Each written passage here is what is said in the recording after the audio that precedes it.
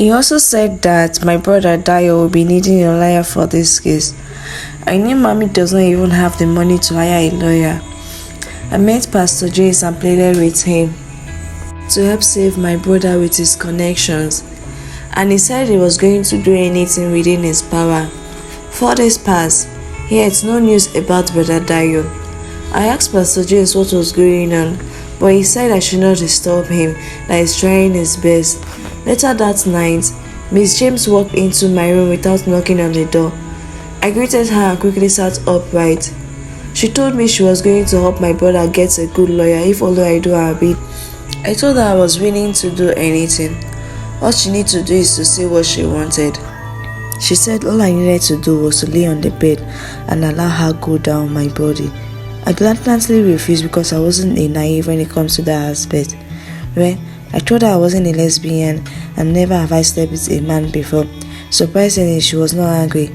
She told me whenever I'm ready, I can come meet her, and I should make sure I do not say this to anyone. I actually knew there was no point telling mommy about this because she might just believe it's the evil spirit speaking through me. On one occasion, Miss Jane sent me on an errand, and I quickly used the opportunity to see mommy and know the update on Brother Dio's case. I saw her at her shop selling her provision. She was surprised to see me. I greeted her and went straight to why I came. I asked her about how Brother Dio's case was going.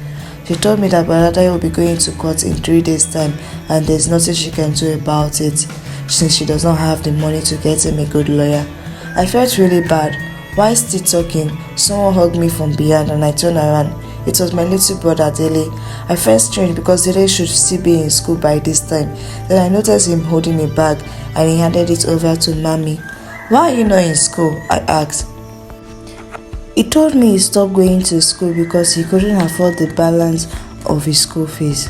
I looked at mommy with eyes really disappointed, but she didn't even look at me twice. He handed the bag he was holding to mommy and told her the 300,000 is complete and the alert judge said she will give the remaining next week.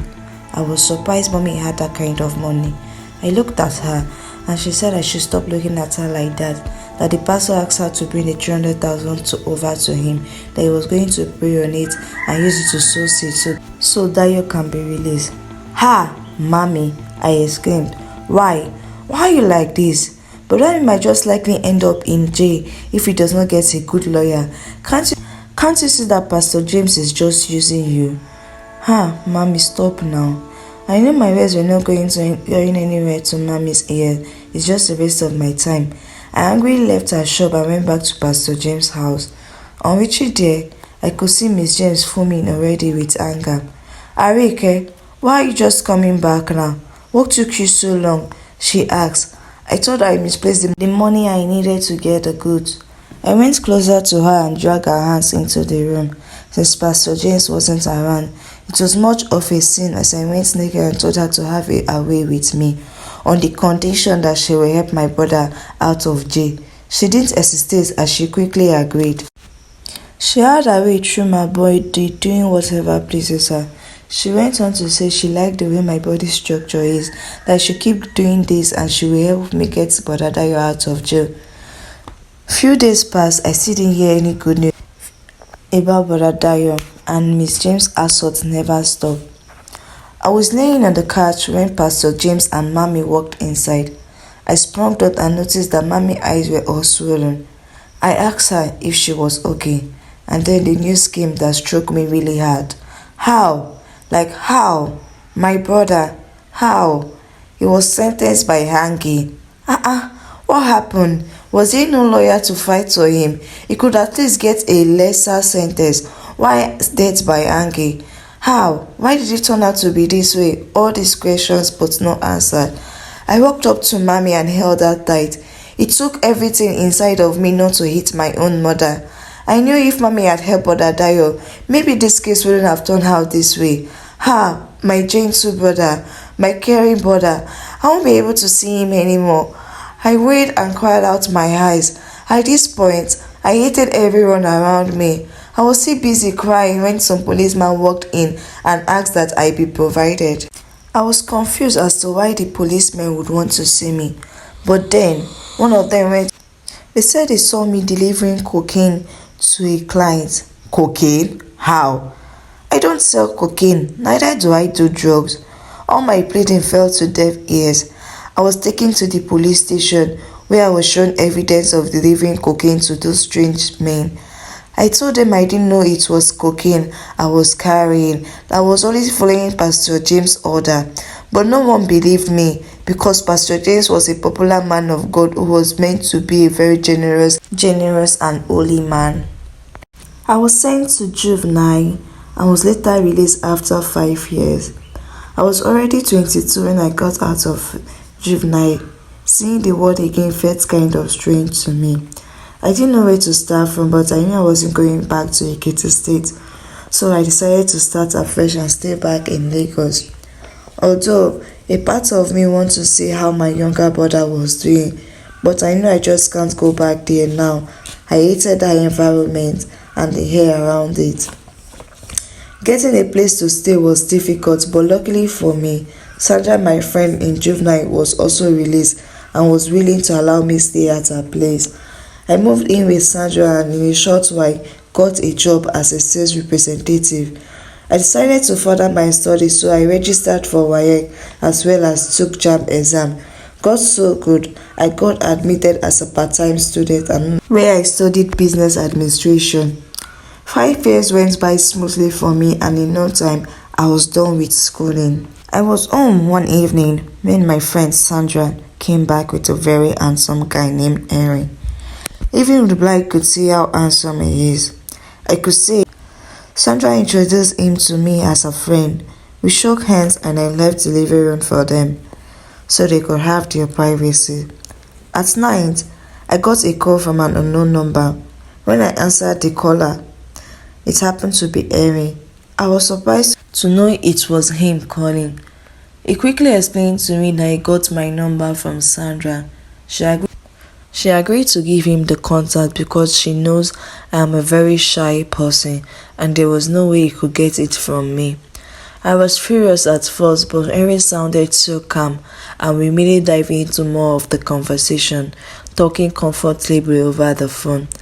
As time goes on, Henry and I became really close. He got me a space in his company and became really good friends. Along the line, he asked me out to be his girlfriend and I accepted his proposal. For the first time in 5 years, I felt partially fulfilled. The trauma from my past kept on haunting me. I wanted revenge. I wanted to see the end of those evil couples who caused me so much pain. I asked Henry for help since he has connection than me. He helped me to hire a private detective who was good at his field. Henry was curious as to why I needed a private detective, but I told him it's a pending matter and it was all about my past. That when the time is due, I will let him know about it. He didn't stress the topic and acceded to help me in whatever way I needed. Months passed by and Henry proposed to me. He asked me to be his wife and I accepted. He decided it was time for us to meet his parents. I agreed and we picked a date for the journey. I left with him in his drive and we drove to Ekiti. The route we were going through kept on looking familiar and it made me feel uneasy. At some point, I just wanted to calm down and run off, but I couldn't. The environment became very clear to me. I knew this was a reality I just had to face. We got to Henry's parents' house and was welcomed by the housekeeper. I sat down on the sofa with my hands intertwining each other. It was a sign of fear, nervousness, and anger. I didn't prepare for these days to come like this, but whichever way, I will have to face it head on. It didn't take long and Mr. and Miss James came out to welcome us. One glance at Miss James made me want to poke, but surprisingly none of them could recognize me. I wasn't going to bear this. I could no longer sit there for 1 more minute. I rushed out of the house all shaking and angry. Henry followed behind calling out my name, but I didn't even look back at him. I opened the car door and sat inside the car wanting to drive off, but Henry was fast to enter the car and sat behind me. It took me a great effort to calm down Henry's arm. He was extremely patient with me and waited till I gained strength to talk. I told him everything that transpired between me and his parents. I wasn't bothered about how he was going to react about the situation, but I felt he needed to know all about the mischievous parents. Tears rolled down my cheek as I kept on narrating.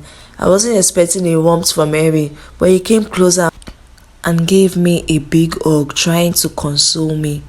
He drove out of the premises and took me to a hotel to rest. He asked me to give him few minutes that he would be back. When he came back, that was when I got to know that he drove back to his parents' house to confront them.